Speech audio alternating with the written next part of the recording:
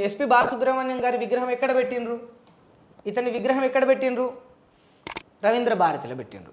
రవీంద్ర భారతి ఎవరిది? అది ఒక ప్రైవేట్ సెక్టార్ది కాదు, అది ఒక ప్రైవేట్ రంగాన్ని కాదు. It's government property.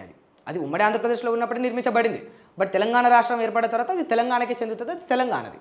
So Telangana government property అది. మరి రవీంద్ర భారతిలో ఏం జరుగుతాయి అసలు?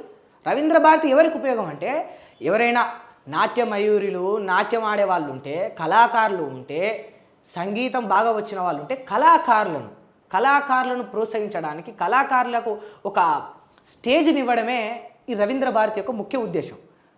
సో అట్లా ఆ లెక్క ప్రకారం చూసుకుంటే బాలసుబ్రహ్మణ్యం గారికి అక్కడ విగ్రహం పెట్టడము, అక్కడ వారికి గుర్తింపునివ్వడంలో తప్పు లేదు. కానీ ఆ గుర్తింపు మొదట ఎవరికి ఇవ్వాలి అనే ప్రశ్న వచ్చింది. ఇప్పుడు తెలంగాణలో కళాకారులు లేరా అనేది క్వశ్చన్. అందశ్రీ తెలంగాణ కళాకారుడు కాదా? గద్దర్ తెలంగాణ కళాకారుడు కాదా? ఇప్పుడు నాట్యమో, సంస్కృతమో, లేకపోతే ఇంకో పాటలో వీటిని గుర్తించి అక్కడ విగ్రహం పెట్టిండ్రు ఆ రంగంలో ఉన్న వాళ్ళకనంటే. మరి గద్దరన్న ఆట ఆడుతాడు, గద్దరన్న పాట పాడుతాడు, గద్దరన్న పాట రాస్తాడు, గద్దరన్న ఏదైనా చేయగలుగుతాడు. మరి గద్దరన్న విగ్రహం పెట్టాలి కదా. మొదలు తెలంగాణను వ్యతిరేకించిన వ్యక్తిది ఎట్లా పెడతారు అని ఇంకొందరు వాదన.